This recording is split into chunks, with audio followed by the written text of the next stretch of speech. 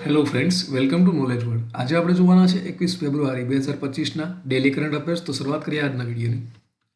પ્રથમ પ્રશ્ન છે, તાજેતરમાં ગુજરાતના નાણામંત્રી દ્વારા બજેટ બહાર પાડવામાં આવ્યું તો તેમનું નામ શું?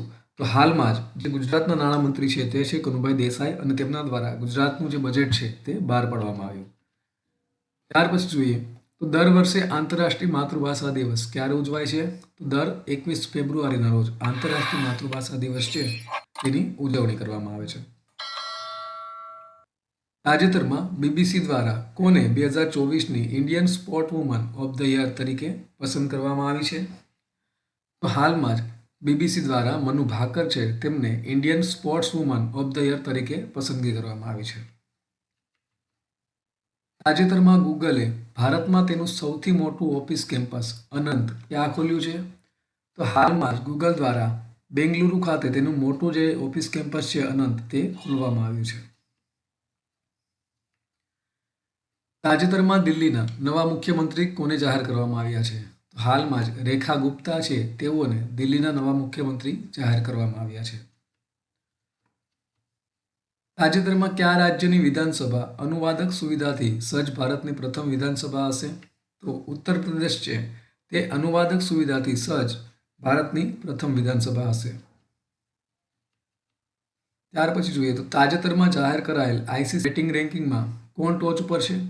તો શુભમન ગિલ છે તેઓ આઈસીસી બેટિંગ રેન્કિંગમાં ટોચ ઉપર છે. તાજેતરમાં વ્યવસાયો માટે એઆઈ સંચાલિત પ્લેટફોર્મ નગેટ કોણે લોન્ચ કર્યું છે? તો હાલમાં ઝોમેટો દ્વારા આ જે પ્લેટફોર્મ છે નગેટ તે લોન્ચ કરવામાં આવ્યું છે. તાજેતરમાં ભારતના પ્રથમ ઓપન એર આર્ટ વોલ મ્યુઝિયમનું ઉદ્ઘાટન ક્યાં થયું છે?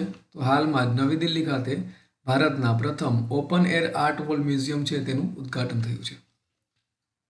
તાજેતરમાં કયા કેન્દ્રીય મંત્રીએ વેસ્ટ રિસાયકલિંગ અને ક્લાઇમેટ ચેન્જ 2025 કોન્ફરન્સનું ઉદ્ઘાટન કર્યું છે?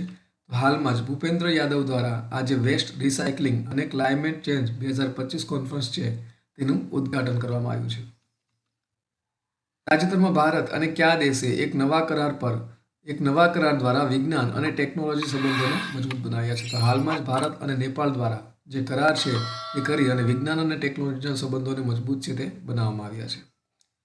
ત્યાર પછી જોઈએ ગઈકાલે પૂછાયેલા પ્રશ્નોનો જવાબ. તો ગઈકાલે પૂછ્યું હતું કે તાજેતરમાં ભારત અને કયા દેશ વચ્ચે સંયુક્ત લશ્કરી કવાયત ધર્મ ગાર્ડિયન યોજાશે?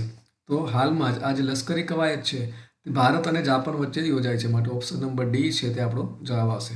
ત્યાર પછી જોઈએ આજનો સવાલ. આજનો સવાલ છે, તાજેતરમાં ભારતના પ્રથમ વર્ટિકલ બાયફેશિયલ સોલાર પ્લાન્ટનું ઉદ્ઘાટન ક્યાં થયું છે?